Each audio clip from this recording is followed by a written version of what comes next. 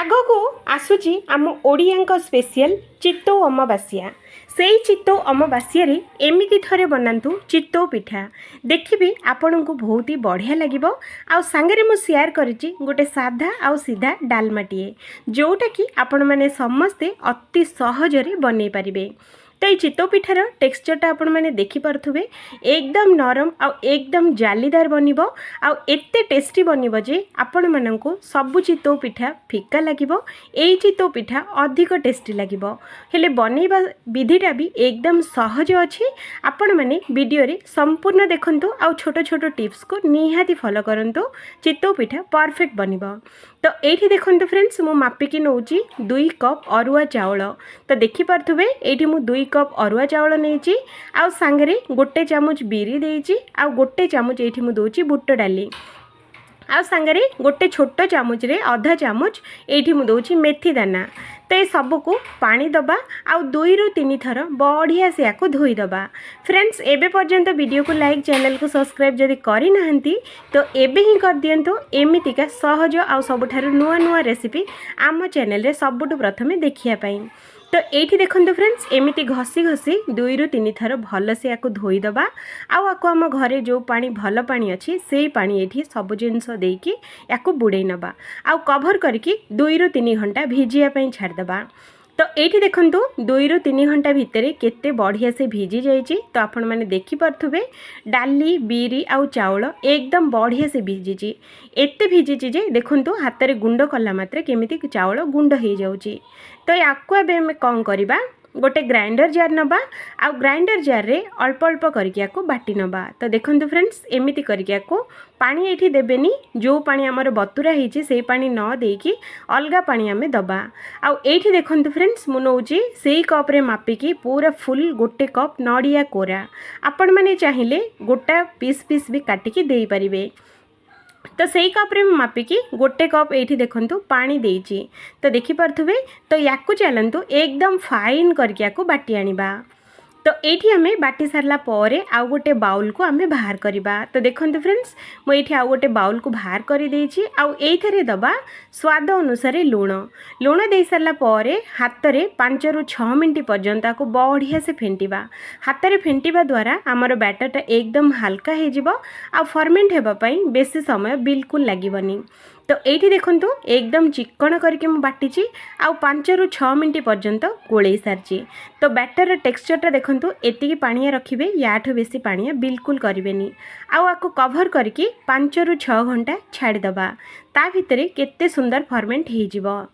तो ये देखंतु फ्रेंड्स 5 रु 6 घंटा पर मु आपण मानकु देखौची केते सुंदर फर्मेंट हेची आउ बैटरटा हमर एकदम फुलीची।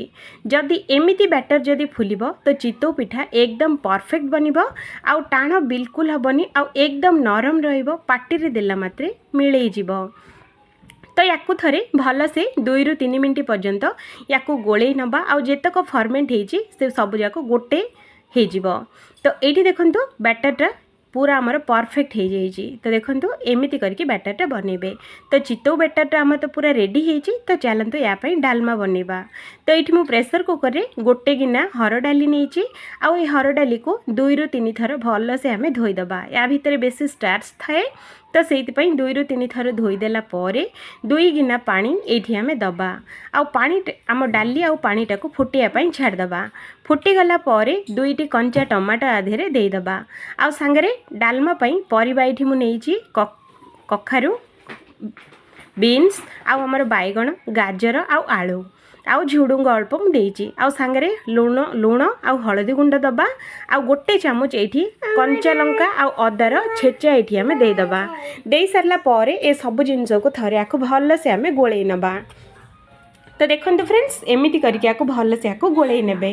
एमती गोलेबा द्वारा टेस्टा बहुत भल रहे आउ डालीटा टिकेना को सीझीगला परिया जदि आम ऐड करवा आउरी टेस्टी रहिबो।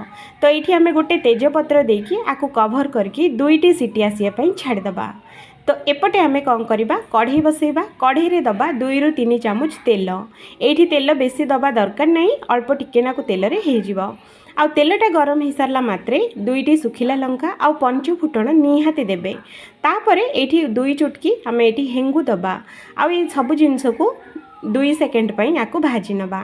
तो ये देखो बढ़िया से भाजी हो जाइए। तो ये आम अल्प टिके नाकु भृसुंगा पत्र धोईकी ये आम देदेबा। आउ ए भृसुंगा पत्र को भी 1 ରୁ 2 सेकेंड पर्यंत भाजी नबा। भाजी हो सारा पर जो डालमा आम पकईले गोटा टमाटो से टमाटो काढ़ी ये आम दबा। आउ बढ़िया से टमाटो को गुंड कर नबा। तो देखो फ्रेंड्स एमती करके गुंड करने बहुत इजिली गुंड हो। आउ डालमार कलरटा भी बहुत भल आसी थाए जदि छुंकटा एमती बना जाए। तो सांगे आधा चामच गरम मसला दबा। आउ 2 ରୁ 3 सेकेंड पर्यंत टमाटो को फ्राए करवा।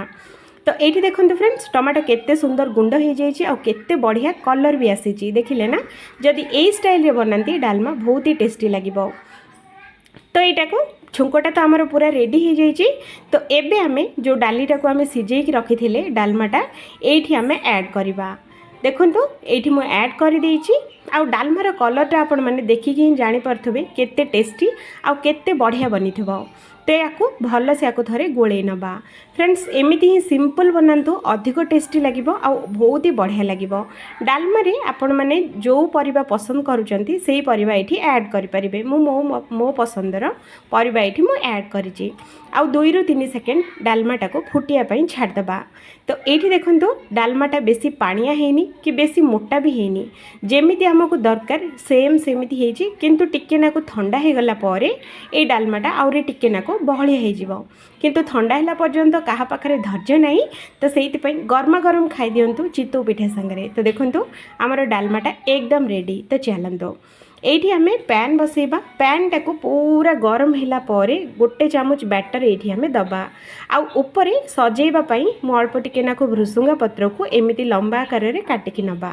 आउ दे सारा पर ऊपर अल्प अल्प करके घी ये आम देदेबा। दे सारा पर आपको आम कभर करके 2 ରୁ 3 सेकेंड सिझापी छाड़दबा। गैस रो फ्लेम टाक लो रखा। तो ये देखो 2 ରୁ 3 सेकेंड भितर आम चितौ पिठाटा केते सुंदर फुली आउ केते जाली भी धरची। तो सेम प्रोसेस रे आउ गोटे डंकी ये आम बैटर दबा।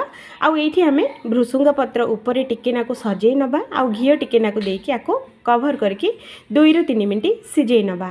तो ये देखो फ्रेंड्स चितौ पिठा आउ डालमा एकदम रेडी। ए चितौ अमावास्या रे निहाती थरे एमिति बनातु चितौ पिठा देखिबे बहुत ही बढ़िया लगे। आउ ए चितौ पिठा खाइला मात्रे आपण मानको चितौ अमावास्याटा एकदम स्पेशल जीवो। आउ सबुदिन एमिति ही बनैया पई निहाती मन हबो। तो एमिति थरे ट्राई करंतु सबु चितौ पिठा भूली जिबे। ए चितौ पिठा ही आपण मानको बहुत ही पसंद आसीबो। जदि ये रेसिपीटा पसंद आसीची तो वीडियो को गोटे लाइक करंतु आउ दया करके चैनल को सब्सक्राइब करंतु। एमितिका सुंदर आउ सबुठारु सहज रेसिपी अपलोड होला मात्रे नोटिफिकेशन आपण मानको पाखक जाईकी पहुँचीबो। तो सबुठु प्रथमे देखि पारिबे।